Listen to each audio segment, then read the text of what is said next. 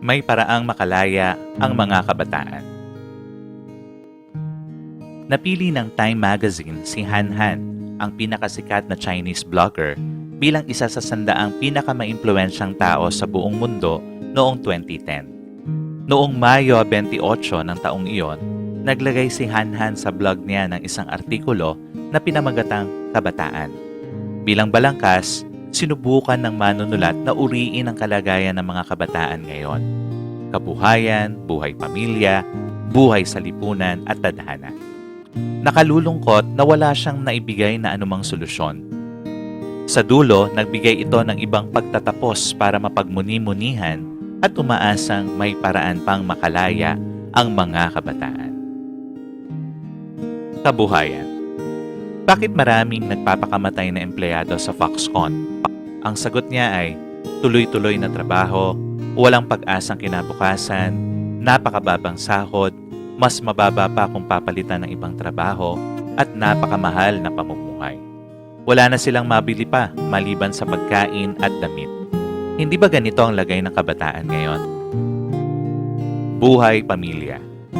Karamihan sa mga kabataang nagtatrabaho ay namumuhay malayo sa pamilya.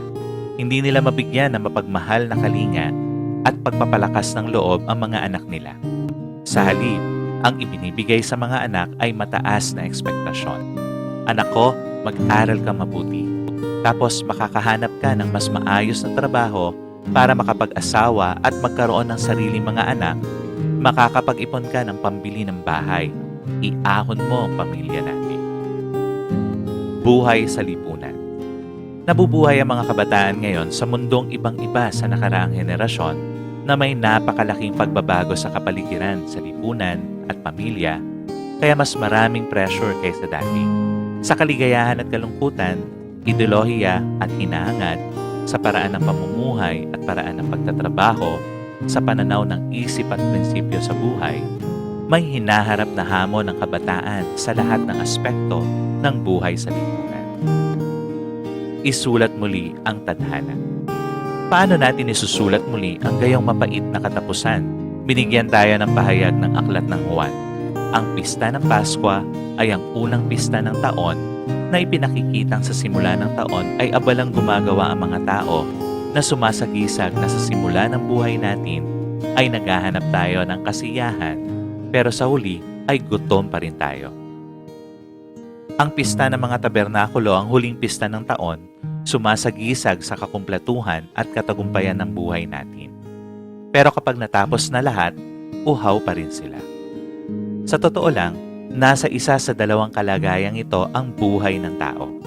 Ang unang kalagayan ay sa kakulangan at gutom. Kaya kailangang maghanap, magtrabaho, magpunyagi at magpagod. Sa isang banda, lahat ng kabataan ay nasa pista ng Paskwa. Sa umpisa ng buhay nila, malaki pa ang kanilang pag-asa sa maraming bagay. Ang pangalawang kalagayan ay kapag tila meron na sila ng lahat, kaya maligaya at nagtatamasa sila sa kayamanan. Pero sa kaloob-looban nila ay mayroon pa ring hindi maipaliwanag na matinding uhaw. Noong unang panahon, ipinagdiriwang ng mga Israelita ang pista ng mga tabernakulo sa Jerusalem sa pamamagitan ng paglalagay ng malaking bato para hayaang daluyan ito ng tubig bilang paalala na minsan nagpalaboy-laboy sa ilang ang mga ninuno nila at uminom ng tubig na dumaloy mula sa hinampas na bato. Isinasagisag nito na sa katunayan ay nasa ilang ang buhay ng tao. Tagawalis ka man ng kalsada o presidente, trabahador o propesor, lahat ng tao ay nagpapalaboy-laboy sa ilang. Nakatira man sa malaking bahay o sa munting dampa, lahat ay namumuhay sa tolda at lahat tayo ay manlalakbay sa lupa.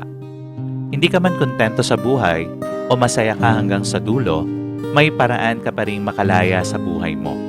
Sinasabi ni Jesus, kung ang sino man ay nauuhaw, pumarito siya sa akin at uminom. Ang sumasampalataya tungo sa akin, gaya na sinabi ng kasulatan, mula sa kaibuturan ng kanyang katauhan ay aago sa mga ilog ng buhay na tubig.